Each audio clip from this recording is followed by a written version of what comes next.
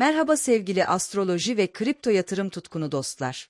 Bugün size oldukça özel ve nadir bulunan bir bakış açısı sunacağım. Kripto döngüleriyle astrolojik olaylar arasında nasıl bir bağ var? Şu anda 2025 yılının ortasındayız.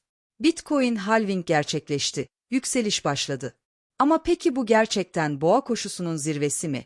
Yoksa son viraja henüz girmedik mi? Cevapları geçmişten alacağız. Videoyu izlerken beğenmeyi ve abone olmayı unutmayın. Çünkü sizin desteğinizle daha fazla içerik üretiyoruz. Hem gezegen hareketleriyle hem de Bitcoin'in döngüsel davranışıyla. Hadi gelin yıldızlarla yatırımı birleştirelim. Öncelikle geçmişe kısa bir yolculuk yapalım. Bitcoin 2009'da doğdu ama asıl ilk büyük yükselişini 2013'te yaşadı. Sonraki büyük döngüler 2017 ve 2021. Ve bu yükselişlerin ortak özelliği neydi biliyor musunuz? Hepsinden yaklaşık bir yıl önce bir halving yani yarılanma yaşandı. Bitcoin'in arzı azalıyor, talepse zamanla artıyor. Ama burada ilginç bir detay daha var. Her boğa koşusunda aynı anda büyük astrolojik olaylar da yaşanıyor. Astrolojik olarak ne oluyor bu döngülerde? Örneğin, 2013'te Uranüs Koç'taydı. Ani çıkışlar, teknolojik devrim ve liderlik arzusu öne çıktı. 2017'de Jüpiter Akrep Burcu'na girdi. Finansal dünyada güç savaşları ve yoğun spekülasyonlar yaşandı. 2021'de ise hem Satürn hem de Jüpiter Kova'da ilerliyordu. Toplumsal değişim, dijitalleşme, merkeziyetsizlik gündeme geldi. Şimdi 2024 ve 2025'e bakalım. Jüpiter, şu anda Yengeç Burcu'nda. Plüton, ilk kez Kova Burcu'na geçti. Uranüs hala Boğa Burcu'nda ama 2026'da İkizlere geçecek.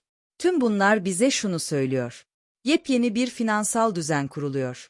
Peki şu anda, yani 2025 Haziran itibariyle bu döngünün neresindeyiz?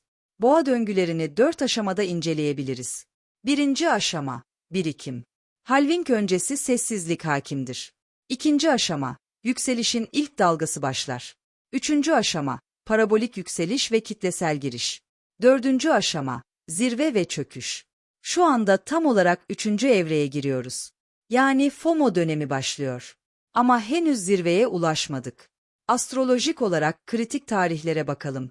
Temmuz ve Ağustos 2025 döneminde Mars ve Jüpiter Yengeç Burcu'nda kavuşuyor. Kitle psikolojisiyle sert yükselişler görebiliriz. Medya ve sosyal medya, büyük hedef fiyatları konuşmaya başlar. Ekim ve Kasım 2025 çok daha kritik.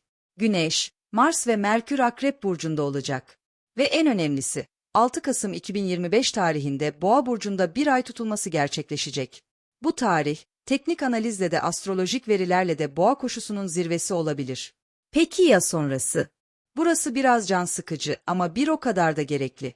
2025 Aralık'tan itibaren ayı piyasasının başlaması olası. Satürn retrosu geliyor. Likidite çekiliyor. Yatırımcılar kar alma peşine düşüyor. Yeni giren yatırımcılar ise zararına çıkmaya başlıyor. Tıpkı 2017 Aralık, 2018 Ocak döneminde olduğu gibi. Bu da büyük bir düzeltmenin kapısını aralayabilir. Peki 2026, 2027 ve 2028 yılları nasıl geçecek? 2026 Temmuz ayında Uranüs İkizler Burcu'na geçiyor.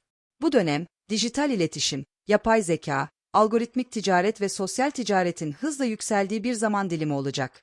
Geleneksel finans oyuncuları dışarıda kalabilir. Teknoloji ve veri odaklı yatırım anlayışı ön plana geçebilir. 2027 yılı boyunca yeni döngünün temelleri atılacak. Tıpkı 2019'da olduğu gibi, bu yıl yeniden pozisyon alan akıllı sermaye ile tanışacağız. 2028 Şubat ayında Satürn Boğa Burcu'na geçiyor.